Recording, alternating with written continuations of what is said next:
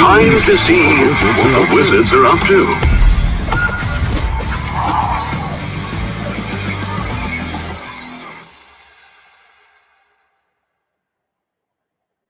Hello again. Hello again with sound. Nice to see everyone. Thanks for joining. We have some awesome stuff today.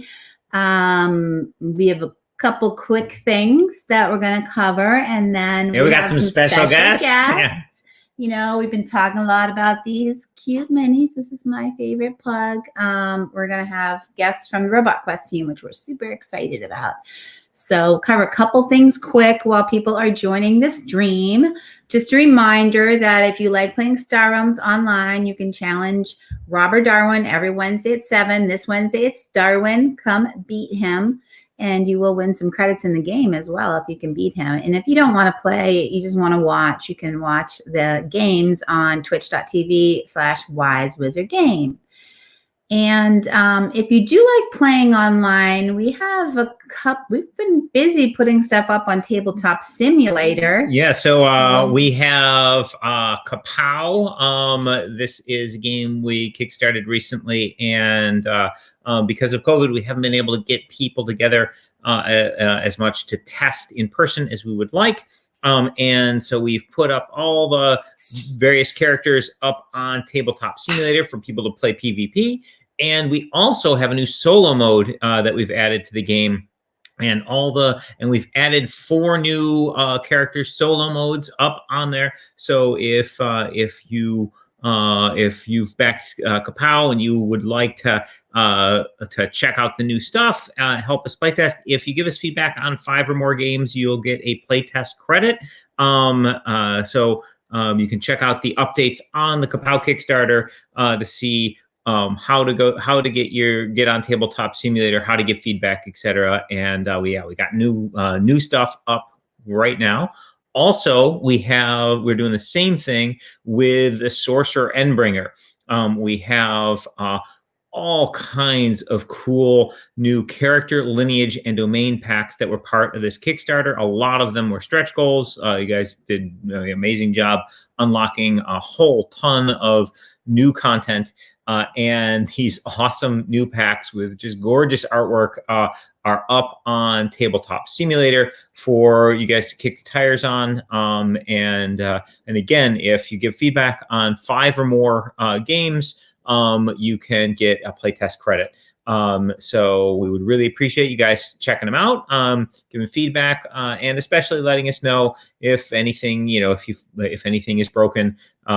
This is sort of an open play test we're doing with the community, and this is our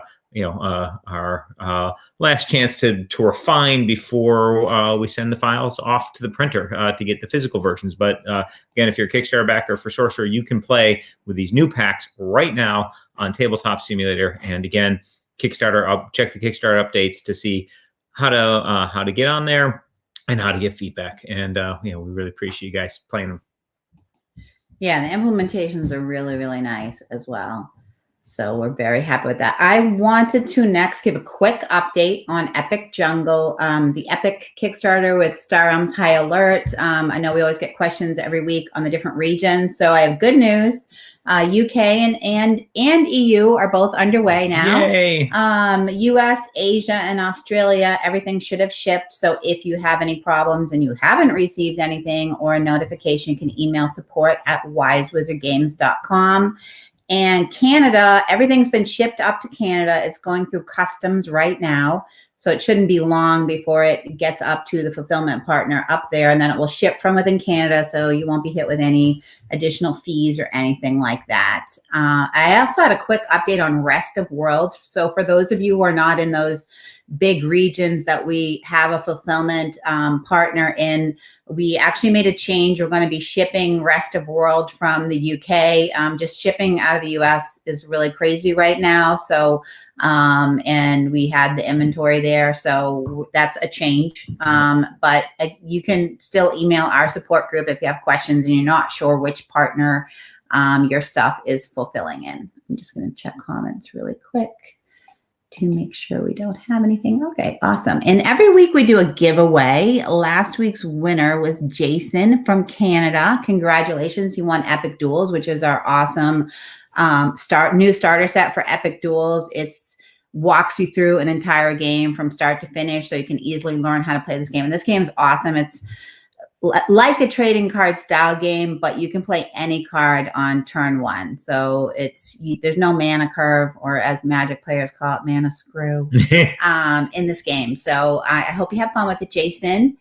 And we've been giving away games. That's been sort of our primary thing that we've been giving away each week. So this week, in honor of our guests, we decided to do something a little bit different. It's really fun. So I don't know if you saw the marketing graphics of Rob and I and James and Paul that we used to promote that they were going to be guest speakers. But I was like, oh, we look really cute. I like how I look Robot Quest style. And I think other people would really love to see themselves in Robot Quest style. So I talked with James, who you're going to meet here shortly, and said, hey, would you be up for, drawing someone as a winner of a giveaway in the Robot Quest style? So for one lucky winner, you will be drawn in this style of art, which I just love.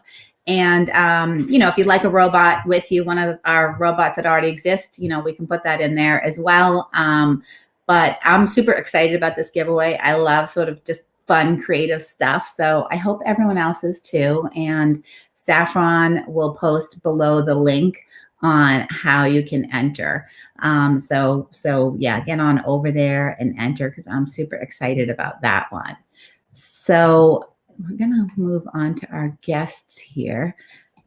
Would you like to do the introductions, Rob? Since the box is on over me.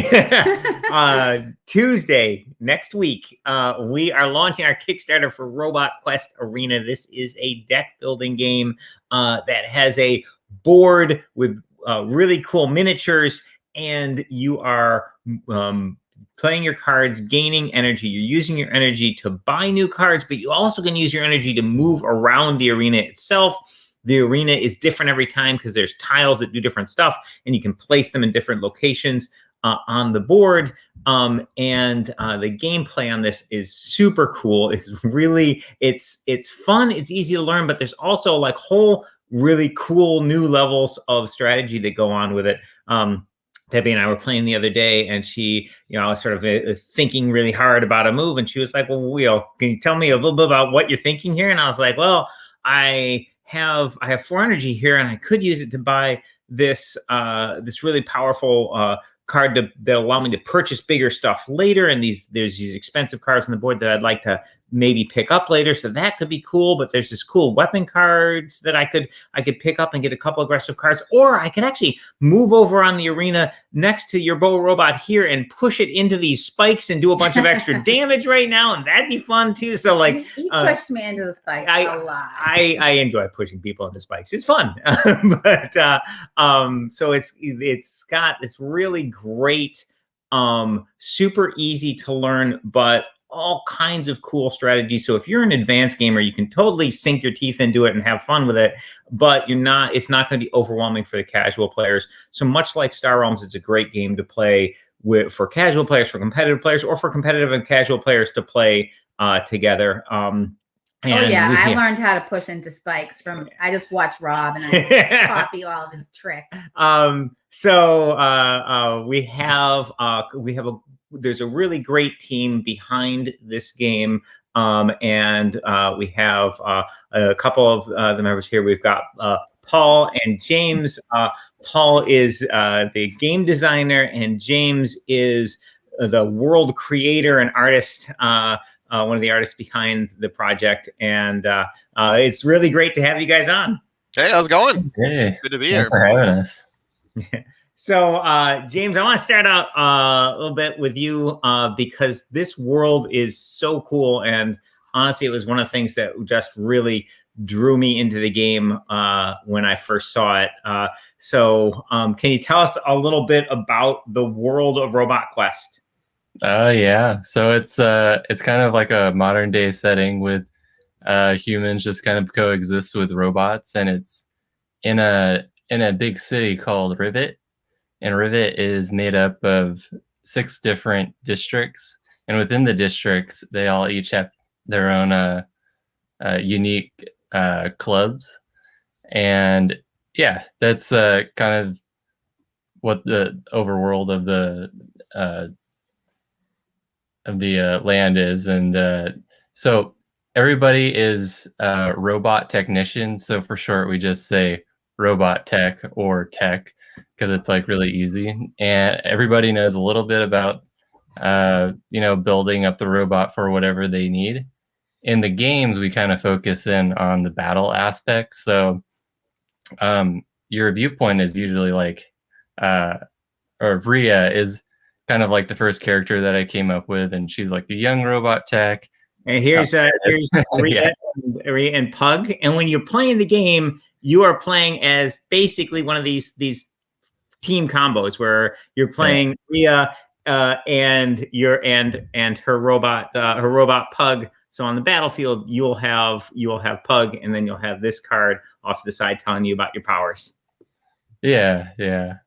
So basically, like as a young robot tech, your kind of goal is to become the best robot tech by participating in like these robot battles that happen at arenas. And for the game specifically, we kind of drew a scene in the district Cobalt, which is a industrial kind of area, and that's the region or the district that Rolf is from. And yeah, it's I don't know if I have more to add than that. Yeah, that's kind of the main gist, though, is you're a young robot technician, robot tech, and you're trying to become the best. Yeah, it's got this great sort of classic anime theme of like, okay, you got these young kids, and they've got they're building these robots, but the robots are not just like mindless automatons working for them. They're friends, and they adventure together, and the game are like these arena battles that they participate in. But despite the fact there's battles, no robot is permanently hurt. If when your robot gets knocked out, you take it off the board. But then immediately on your next turn, you respawn. Basically, the robot techs repair them real quick, and they jump back into the battle. So Paul, you actually introduced this game to me. Do you want to talk a little bit about your creation of a board game? Because you guys actually weren't like this world. Your first thought was not, oh, we've got this really cool idea for a world, we've got this cool art, let's make a board game. You guys were on a different path, right? Yeah, it's kind of a crazy story, actually. So James and myself, as well as most of the rest of the Perfect Day team, used to work for I think my NDA doesn't let me say exactly who, but a very large mobile game company, one of the biggest. And unfortunately, our studio was shut down a couple years ago, and we kind of decided, do we want to go work for the next big corporate guy, or do we want to do our own thing? And so we kind of all stuck together. A lot of us have been working together for I think me and James have been working together 6 to 8 years at this point, somewhere a long, long time. And so we started our own thing, but our engineers weren't ready to start right away. So we started doing what's called paper prototyping. I'm sure you guys have the same thing in the board game world, but and so we kind of just started paper prototyping, and as we went along, we were waiting for engineers to start. We were like, we kind of have kind of an awesome board game here. They're like, we don't need all the mobile stuff, and so we James has this great backlog of worlds that he's created. So we found Robot Quest that really resonated with the team, and we thought it really applied to some of our favorite game mechanics. We're all big fans of like tactics games, and I'm a huge card game fan myself. I've played Magic the Gathering my whole life, and played rounds of Ascension and Dominion between rounds of Magic tournaments. I've been playing card games a long time, so we kind of took all these different influences and kind of mashed them all up into what ended up being Robot Quest. And so we are working on a mobile game of the same IP that's coming much later. Will be a little bit different, but yeah, that's kind of how we accidentally stumbled upon making a board game. And one of the great things about us working with Wise Wizard Games, working with a Perfect Day team, is because they were working on a digital game in this world. this is something that this world's been something they've been working on for a long time. The IP is really rich. There's so much character. There's so much love in the art, and the characters are so cool. And there's just a really neat backstory. And there is no shortage of like cool art and awesome assets, which is like Candyland for me as a game designer. It's like I can throw up a card idea, and like James has artwork for it in in a couple days, and it's just it's a ton of fun. And the team over there is really skilled, and they've got a bunch of people doing miniature sculpts and 3D models and video stuff, and it's just been super awesome to work with you guys. Yeah, it's been a lot of fun. We've certainly got to learn a lot of new things. Going from game models to mini models has been just a little bit of learning, but you guys have been awesome and just kind of showing us the ropes, and it's been great. Yeah. So I'm sorry, James, go ahead.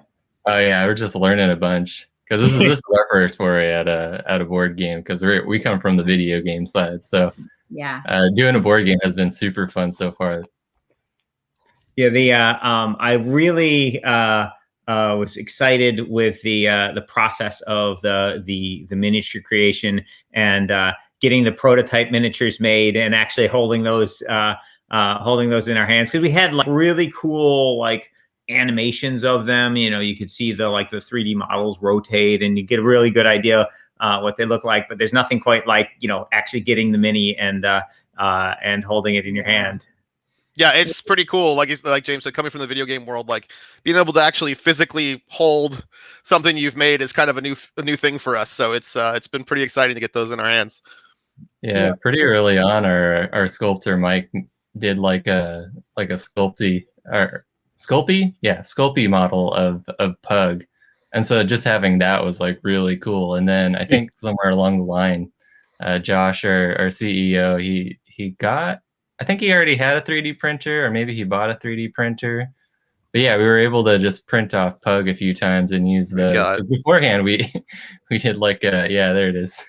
We did like a trip down to the local bookstore, and we just bought a bunch of miniature Gundams and just threw them on a board. And we were like, hey, let's make our own. Awesome. Yeah, when we got the first set of painted miniatures, we had to rush it off to Shut Up and Sit Down, who was on a tight schedule to do a video for Aw Shucks. And I think Rob cried when we had to pack. It was very sad. We were like, these look awesome. Now let's get them to FedEx UPS before 5 p.m. Yeah, it was really sad. But then we got more. We got literally the same day a shipment showed up with a few more, so we were very happy. With that, I'm curious about the art style, James. So there's so many different styles you could have went to, and I am in love with the art style. So can you talk a little bit about how you decide what style when you're starting a game, and how your style came to be? Because like I said, I liked when you drew us in the style. I thought that's really awesome. I think other people will be interested in this too. Yeah, I think it's an evolution of my style, because I think I started drawing Robot Quest back in 2013. I will say that, thematically wise, I've always drawn robots and humans kind of juxtaposed together, because I think it looks really cool. But I think that goes back to when I was a teenager. I want to say Chrono Trigger was probably the first big influence with Robo and Luca. For people that know that, it's getting old now. I don't know how many of the kids Chrono Trigger, but so I started drawing Robot Quest probably within the first couple of years when my career started, when I was still trying to figure out where I wanted to go and everything. And I think at that point I was really like, okay, I'm gonna be in video games. And I was probably looking at Capcom and a lot of Final Fantasy titles. Final Fantasy Tactics is huge, and I think that's Paul's favorite game too. Yep. So, a lot of that earlier style has a thinner line and kind of mimics a lot of games that I was just really into. I used a lot of color to describe character, like the first pass at Rhea, she had a big red robot, which was kind of like the precursor to what is now Strider. Strider's in the game, which is pretty cool. But yeah, it started off probably more darker too. And there it is. Yeah, there's a much bigger version of Strider with my first pass. And over time, I think I got a bit more cutesy because I was working on a couple different games, Battle Nation, which is like a military kind of cutesy. And then we worked on Paradise Bay after that, which is like really cutesy. And so I think over time, I rounded off the shapes a bit, but still had that video game type of direction where I'm still using like the strong colors to describe characters and places in the world. And now it's like, there's it's just a more refined version of what I started back then, maybe with like a little bit more happy vibes going on, or I can't really tell. I don't know how dark it was back then. I think it's just I was still figuring out how to. Well, I really love where it landed. Like I think it's the world is just it's just awesome. Feels it got a great feel to it. So Paul, I feel like you guys did a good job in your design of the game of sort of capturing kind of a video game like feel with the whole like respawn concept. So this is an arena battle game where you're damaging your opponents, you're getting victory points by damaging them. But you when you die, and you die frequently in the game, and it's kind of fun when you're like blowing people up and getting blown up. When you die, you just respawn immediately on your next turn, and there's spawn points in the arena where you can respawn. And to me, that feels very, video game-esque, like, first-person shooter running around, killing people, trying to score points, and then, you die, okay, well, whatever, respawn, run back in there. Is that, did you start at that place, or was that something you sort of moved to over time? Yeah, no, that was kind of the inspiration at the start, the other big inspiration was, of course, that old show BattleBots. So it was kind of like, how can we fuse BattleBots in video games? Because originally it started out as a video game. So, like I said, as we were paper prototyping it, and I think that's just something we wanted to make sure. I'm not a fan of games. Well, I'm not blanket statement, but with player elimination. Sure. Another big video game trend that was happening kind of right when we were making this was battle royale games were getting really big, and they hadn't quite gotten the respawn system in, and so there was kind of like sitting there for 20 minutes waiting, watching your friends play the game, and that's something we wanted to make sure we didn't have in this. So players are always in the game action, and you're never just kind of sitting there watching your friends have fun without you. So that was something we definitely wanted right from the start. Yeah, that's awesome. We have a couple comments from the audience here, and if anyone has any questions, please, type them into chat. Sometimes I wait till we have a good pause in the conversation. So if I haven't asked your question yet, it's because I have it and I'm going to get to it. So, Screaming Cell or Kel, I'm never quite sure how to pronounce their name. They want to know, how are we going to make sure? They think these are so cute, people might want to eat them. Yeah. You don't eat the robots. Crate is pretty squishy looking. It looks pretty good. Do you even know what they're made out of yet? A lot of toys look like candy. Yeah. So I think it's a compliment. It means they really look like little toys. And they also want to know if it would be possible. Have we thought about having alternate colors in particular? Someone else added, Matthew, like, would it be possible to get an orange one? So I guess one question is like, how did you decide on the colors of the bots? We can show the bots in our window here so that people can see them, but how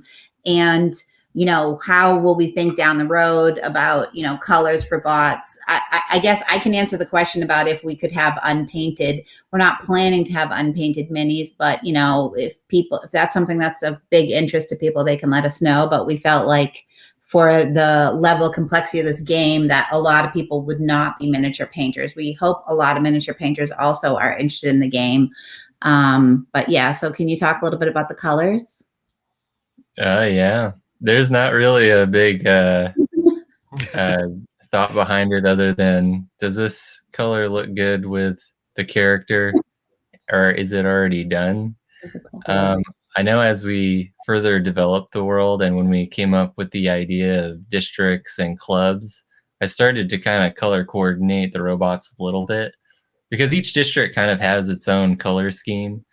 Like, you know, Cobalt is blue and there's some white in there. It's mostly blue. And then Carmine is red, and which are represented in the game. Viola is one of the characters in the game. She's from Carmine, and like I mentioned earlier, Rolf is from Cobalt. So those have a little bit more thought process behind it. But Rhea and Jari have existed for years. So they've always been like, oh, it's red and blue. These are like the two main characters that you can choose from. So that's kind of like the really quick thought process behind those two characters. And in addition to these 4 robots, you know, we've been showing you in all our marketing and stuff, there are 3 additional robots. There's going to be 2 tiers that players can get. You can get just the base set, which will have the base game with 4 robot minis and some extra Kickstarter exclusive cards and tiles. Or you can get everything, which will include 3 additional robots. Basically, there's these robot packs which give you an additional robot, and they give you a bunch of new cards for the market. And one of those robots is actually Kickstarter exclusive. So we'll have a Kickstarter exclusive bot with, you know, Kickstarter exclusive cards and tiles that come with that one, and then we'll have 2 other bots that will be that you can get as well. So if you decide you want to back at the full tier, you'll end up with getting 7 different robots. So you have tons of different play options there. I guess we'll have to wait for the Kickstarter to see what colors they those are. colors. Exactly. Yeah.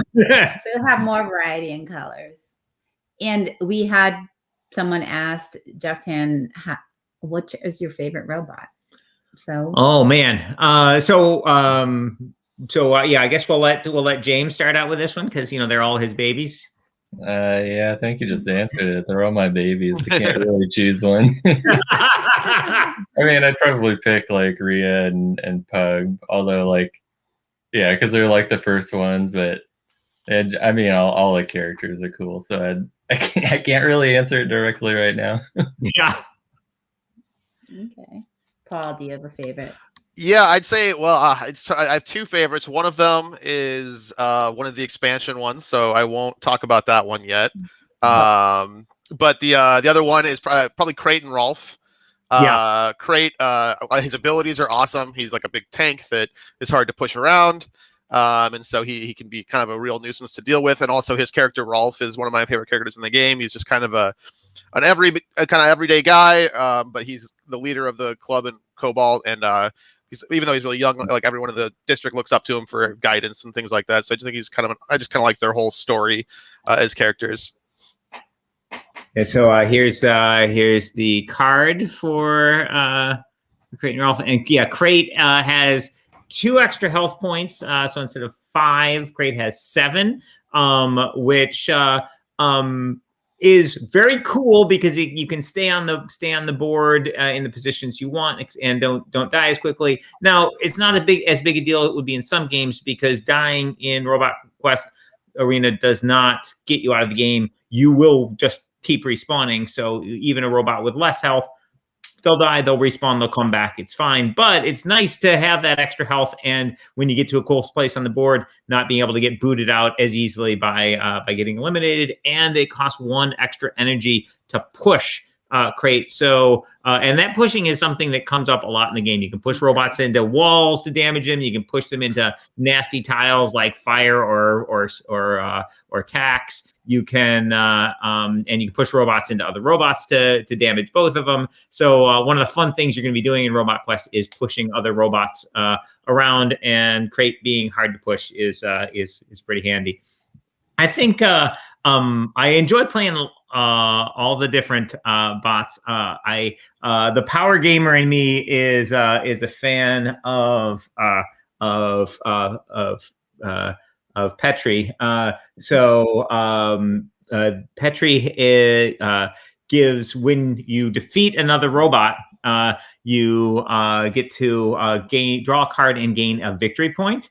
And sometimes you can have these like crazy turns where there's maybe some bots have been battling each other and they're close to death, and you can come in and like whack one and then draw a card and then whack another, and basically draw another card and get sort of combo off a little bit. So yeah, I'm a fan of the Petri ability. And I like Pug because Pug's pink. Yeah, and adorable. and Pug's power is actually really cool. Yeah. So when Pug respawns, it can be in the center area of the board.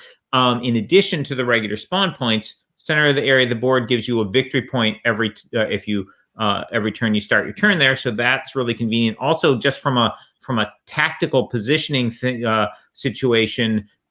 So many times that ability to respawn in other locations just opens up some really cool play options that you might not be able to achieve respawning in the normal spawn point. So that's a pretty cool ability.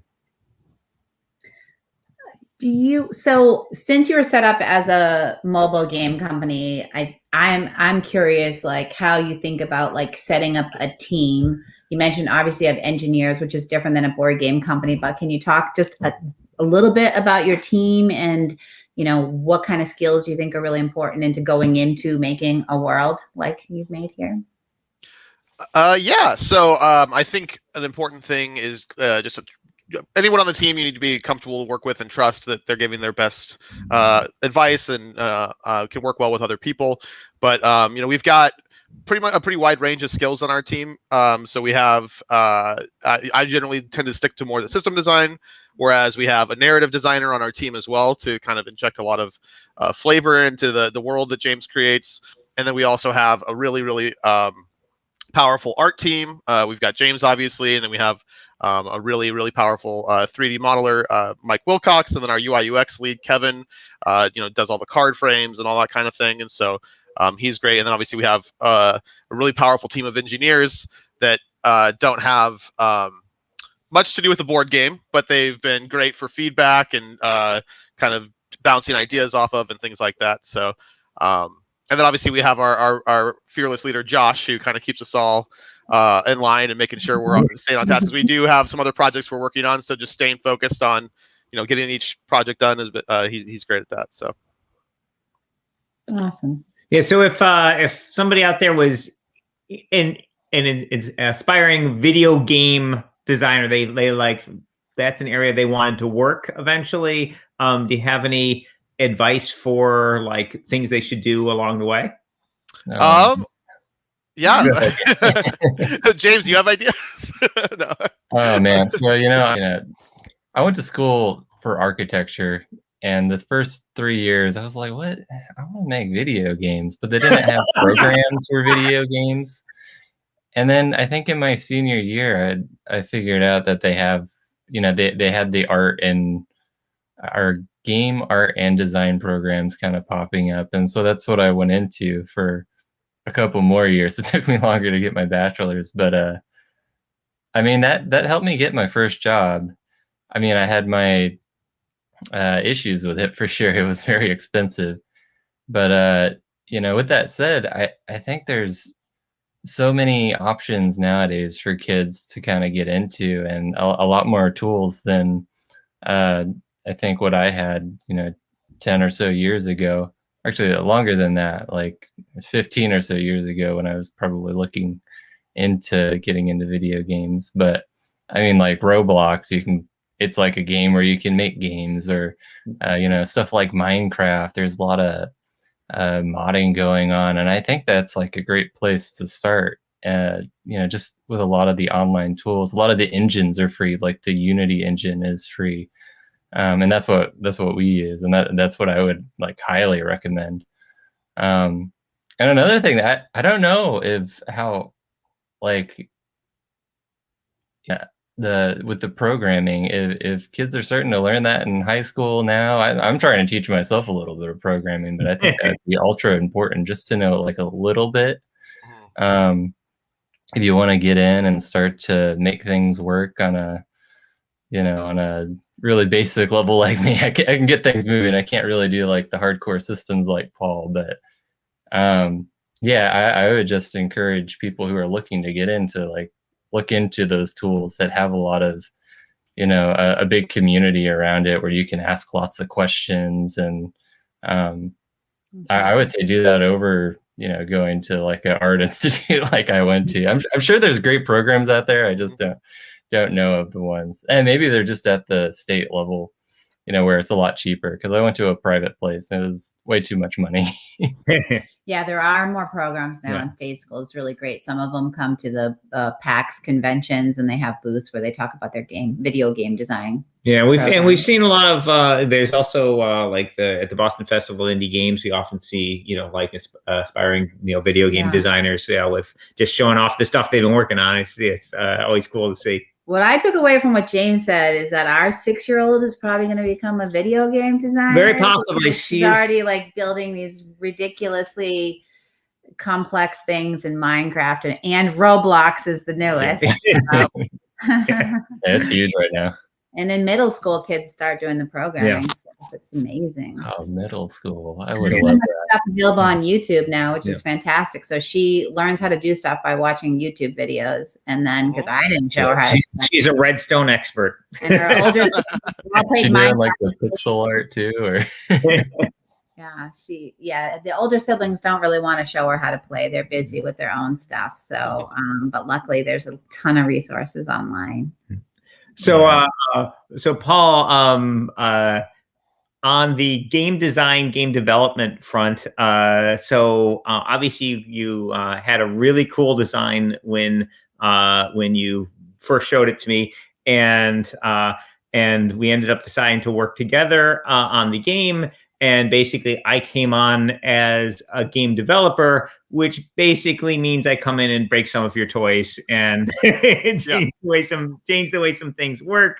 You were super great about that, by the way. But can you talk a little bit about the process and the sort of the how you felt about some of these changes that we Wise Wizard team came up with?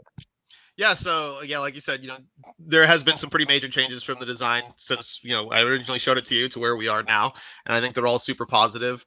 I think a big part of it is trust. Like you see, you have a great reputation, and one of the main reasons we're partnering with you is your guys' reputation for making great games, especially deck building games. So kind of being able to be like, oh, Rob kind of knows what he's talking about has been very helpful. So, but also it's also helped that we've also had a lot of the same ideas. A lot of the things, like I said, we're working on a mobile game, so I don't get to play test quite as much as I'd like. So a lot of the things are like, oh, hey, we should change this, and I'm like, oh yeah, that's something I've been thinking about. Let's try it out and see how it goes. I think the best change that you guys made was the victory points. Whenever you do damage to someone, you take their health as victory points directly. Previously, it was you just got points for blowing someone up, and so that kind of led to moments where you didn't want to kill someone unless you could kill them in one hit, like from full health. And so there was kind of a lot of posturing going on, and it was fun in its own right. But I think this is a pretty major change that has made the game feel a lot more fun and kind of chaotic in a lot of ways, which I think is always good. You definitely go for maximum carnage. Like if you can like run over and just knock somebody into a wall and just knock 1 point off them, you're grabbing it as a victory point. So it feels worth doing. So now you do get, and the last health you take off somebody is worth 2 points instead of 1. So basically there is a little bonus for finishing somebody off. So you get that sort of cool, okay, yeah, I took them out thing, but damaging somebody along the way is definitely worth doing. And it's fine if you do a bunch of damage to someone and then somebody else comes along and finishes them off. You got points for the large amount of damage you did, and they get points for finishing them off. So it works out either way, and just sort of encourages what the game's all about, which is getting in there and having the robot carnage going on. Yeah, and I think one thing that players will kind of hardcore deck builders will notice right away too, because of that, we've had to kind of dial up the power level of a lot of non-attack cards, because every time you play an attack card, you're getting victory points. So I think a lot of players are going to see some of the cards initially and go, wow, that's a really, really powerful effect, comparing it to Star Realms or something else. And that's been kind of an interesting design challenge, to kind of get that out of our head and kind of ramp up the power level of a lot of these cards. And I think it's in a really fun spot right now. Yeah, so this is something that I have had a lot of experience with. So I was on the design team for Ascension, and then on the design team for Star Realms and Hero Realms and such. And one of the with different games, you have different like victory conditions. And in Star Realms, the victory condition was just finishing somebody off. In Ascension, the victory condition was victory points, and cards were worth victory points in Ascension. So when looking at how powerful a card has to be changes dramatically depending on what your scoring system is, what your victory point system is. So if in a game where, okay, it's all about just eliminating your opponent, if the card isn't moving you toward that, significantly toward that path, it can actually be a detriment to your deck. So like the power level from one game to another of what makes a card viable at what cost, can change dramatically. And in Robot Quest, getting those victory points is obviously a really big deal, because that's how you win the game in the end. So yeah, like I think one of the biggest changes we made in development cost was the always available advanced battery that got way more powerful in the progress. But it feels great right now. Like basically when I've got money available, there's pretty much every card that I see I want, and there's interesting ways I could incorporate it into my deck. And so there's a bunch of, and obviously various groups are going to have their favorites. Like I know some of the guys who did a playthrough video for us just absolutely loved Pit Stop, which is a powerful little 1-cost card that heals you and gives you victory points and energy. I'm a big fan of Tackle, which can push. You can damage, do hand-to-hand damage and push an enemy robot. There's just all kinds of cool different ways you can go. Totally. All right. So, Deb, did you have any? No. Do you guys have anything else you want to add before we go on to our topics? I'm just super excited overall. It's a couple of years ago when we started the company, we were just kind of working out of Josh's basement, and we were grabbing whatever was laying around the house. And I don't know, did you grab, Paul? Did you grab like a whiteboard or something and you drew some lines on it? Yeah, got it over from the old office. Yeah. We were like, hey, we don't have an engineer to help us make a video game. So, but I mean, I guess the other thing to add about that is we spent several days just playing tons of board games. Like, because I think, people like, a couple of us hadn't played a whole lot of board games, and we were like, oh yeah, okay. Paul was like the expert board game, so it was really cool having him show us, what was out there. And we had Bebo at the time come over and really give us a good rundown of what's out there. And those days are super fun. So now seeing it go from that to what it is now, it's been an awesome journey. Yeah, and our prototype is like it's a final game. It looks beautiful, and it's a ton of fun. Obviously, we'll be printing higher quality for the final version that'll go out to backers. But yeah, we're in a really great place with this game as far as like art assets, cards, the models. Like basically, one of the great things about working with these two teams together is we were able to push everything very, very far along in the process. And it's just everything's looking really great with the game, and it is super, super fun.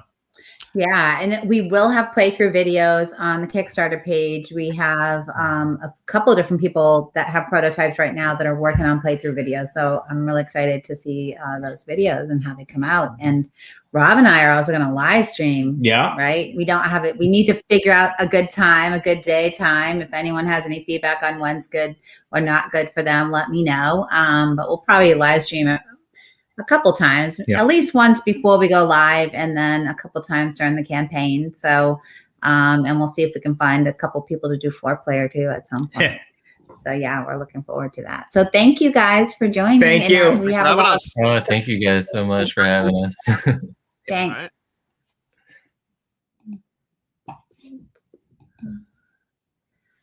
All right, that was fun. Okay, and so Robot Quest Arena Tuesday, a week from today, it'll be launching on Kickstarter in the morning. Before we go live here, we'll be firing off a Kickstarter, so it should be fun. Yes, yes. And I'll mention it here as well that if you join the Wise Wizard Facebook group, which is a new Facebook group we created that will have content on Robot Quest and our other games as well. We are giving away 1 copy of Robot Quest there. And so just want to mention that. So we have some info on the Star Realms Deluxe Nova collection. So this has been a long process sort of getting this. So this is a deluxe version of Star Realms with really awesome components, beautiful score dials, and foil versions of all the cards in all the first sets of Star Realms. So the Star Realms base set, Crisis, the Gambit set, and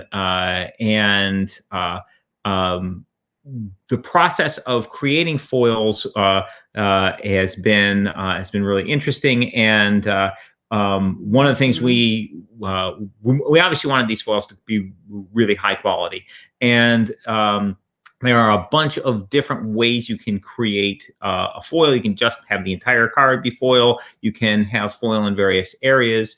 The factory can basically take the foil card and lay down an opaque white in various spots, and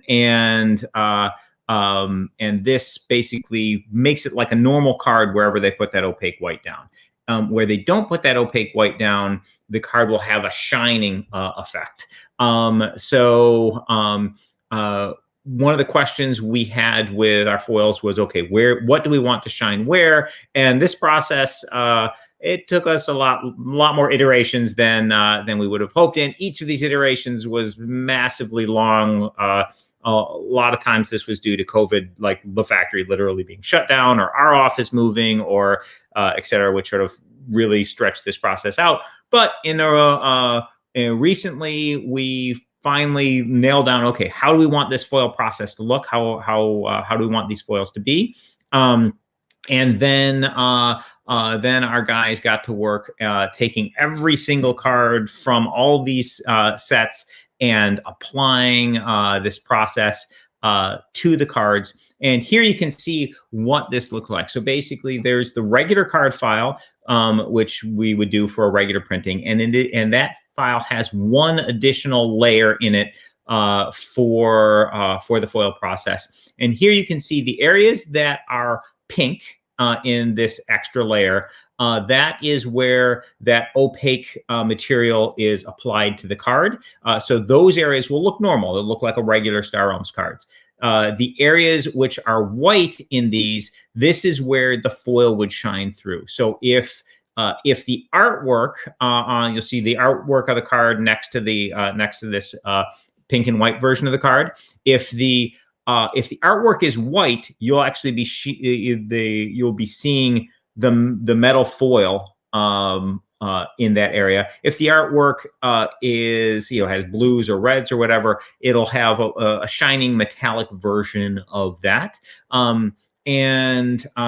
So one of the things we wanted to do when we discovered, like, just sort of really having bold, all right, this ship is, or this planet or whatever is foil, or it's the background's foil and it's not that. We really like the way that effect worked. And then layering in some detail on it with maybe like dark areas or windows or whatever being, not having the foil. So that really created a very cool effect when you rotated the card and et cetera. So here you can see we've got the space station and energy shield cards, and you'll notice the energy shield has white all around the edge. So instead of the silver gray border. This will the Gambits will actually have this metallic foil border on the edge of those.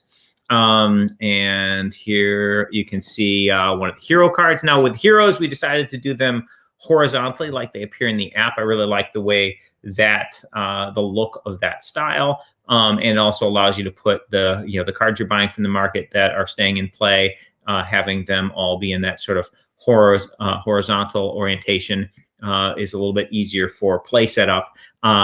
So you can see the hero card there, and the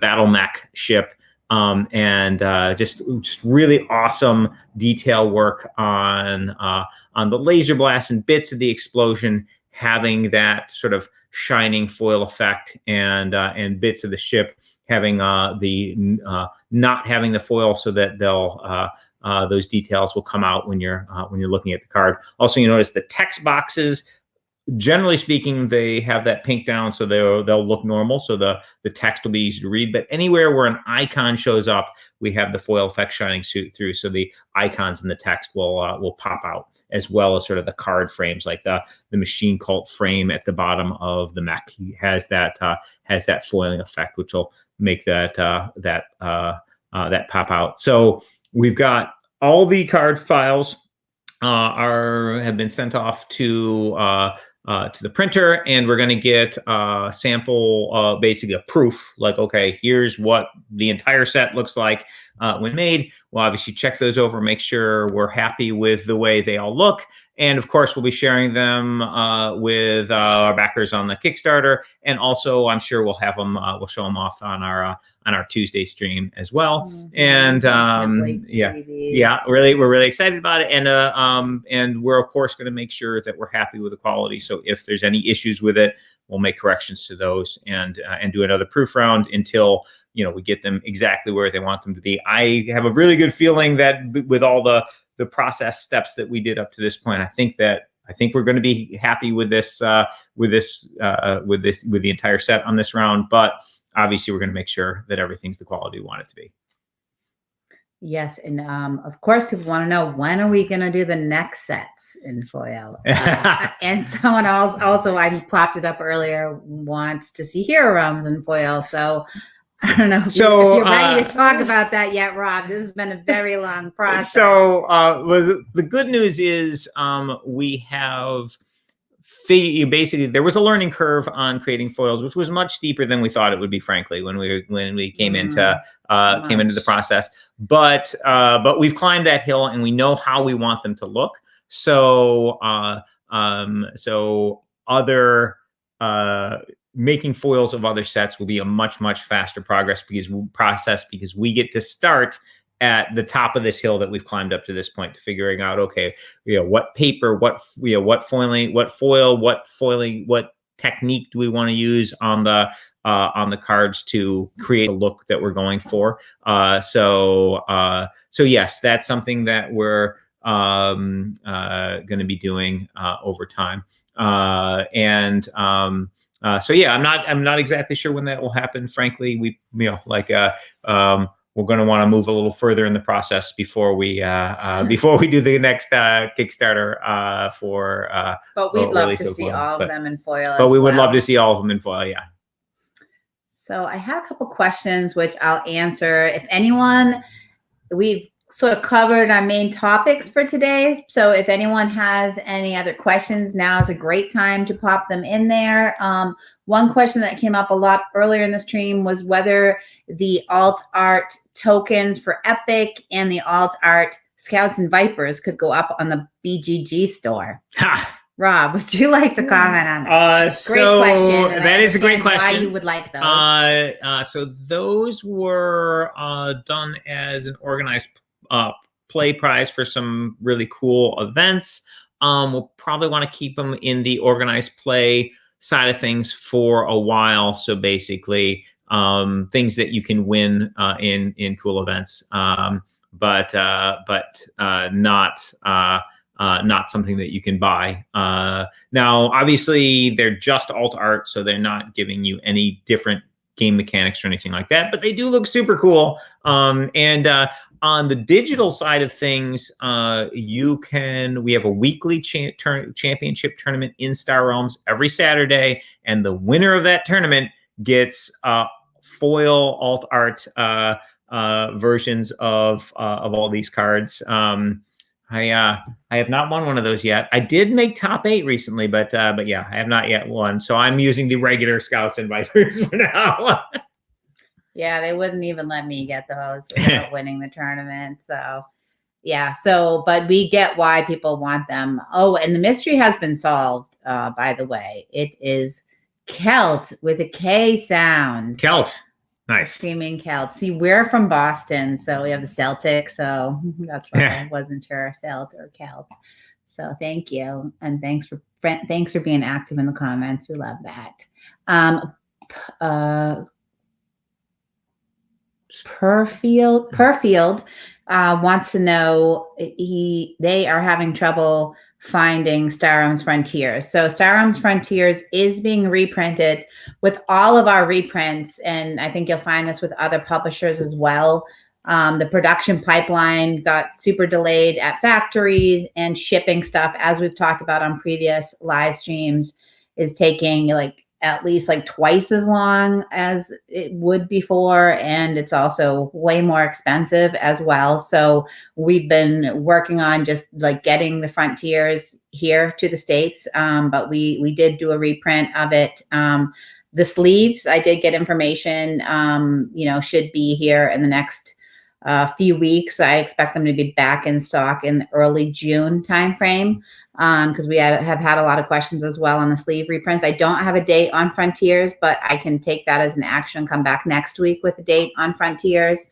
I just need to check into logistically. I know we were having some issues booking the shipping for that, which is the case with everything that we're booking. Yeah, the right demand now for the games has been great, and we really appreciate it. As Debbie said, the logistics on shipping right now are just extra crazy, and things are very expensive, take longer. But yes, they exist and they are on the way. Okay, and this question wants to know when Robot Quest is coming out in foil. First things first. Yes. I'm not sure so any chance of doing the next 2 DNCs in the same Kickstarter? I'm not. Does that mean the next 2 Kickstarters? The Deluxe Nova collections. Deluxe Nova collection. So basically, I don't know my own acronym. Yeah, all things are possible. Basically we're right now we're focusing on finishing this up, making sure the product is awesome, and then we'll take a look at what the best way to move forward with the additional foil content is. But basically the reaction to the foil version was super great. A lot of people were very, very excited about it, and we think when there's actually copies of it out there and people are playing with them, the demand will be even higher. So it's definitely something we're committed to putting out getting the rest of the cards out there in foil, but we don't have a time frame for that yet. And possibly we could do multiple sets at once. We're looking at options. Yeah, and this question. Sorry, I missed the chat, but yeah, I can take this one. Okay. So basically, so when you see pictures of Robot Quest, you'll see that there's this 9 card market, and that is 6 cards that are from the 6 cards that are from the market deck, from the shop deck. So those will be the rotating different slots. And then there's 3 cards that are always available. And the reason we have 3 of them is they're sort of the different avenues in the game. So there are the advanced batteries that give you 3 energy when you play them. So they help you buy bigger things. And then there's the rivet gun and the heavy hammer. The heavy hammer is a hand-to-hand weapon, so you can use it on robots that are right next to you. And the rivet gun is a ranged weapon, so you can use it on robots that are several spaces away. So basically, the reason we have like in Star Realms we have a 5-card available market, and then the explorers, which are sort of just a jack of all trades, with handling everything in one card. But with Robot Quest, basically you've got with this sort of with the arena space, basically being able to move around in the space of the board. It opened up new game mechanics, and so there's multiple cards to address that in the always available section. So yeah, that's how we got to the 9 cards available for purchase. So 6 of those are going to be new and changing, and 3 are static. So from a perspective of a Star Realms or Hero Realms player, it's 5 cards from available versus 6, so that won't really mess with your brain. There's only one additional choice, and the always available cards, the advanced battery, the heavy hammer, and the rivet gun are you'll learn how they function in the game, and they'll be in the back of your mind as, okay, I can always go with this option. And yeah, you'll find that there's situations where you want to purchase them even further along in the game. So it's pretty cool. Awesome.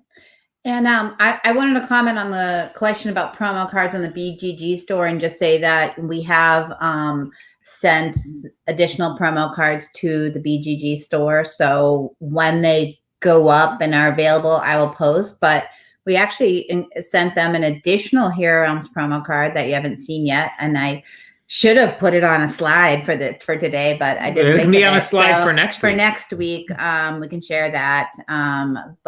But yeah, so there'll be basically, as I mentioned before, Imperial Justice was going to be a convention card, and this other card was also going to be a convention card. So I decided I would send them some of those as well. And I'll also be taking feedback in Discord. I'll probably do it in Discord, but I'll post on social media too, so on Facebook, etc. So if you have cards that you'd like to see that aren't up there, the only ones that we definitely wouldn't put up there would be ones that have been for the higher end championship. So I just wanted to say that, because it sounded like we don't want to put our promo cards up, but it's mainly just the ones that you have to win a super highly competitive championship that we don't put up there.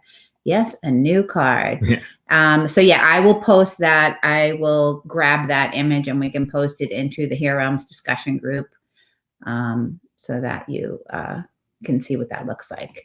What was this comment? The 3 cards that don't get replaced.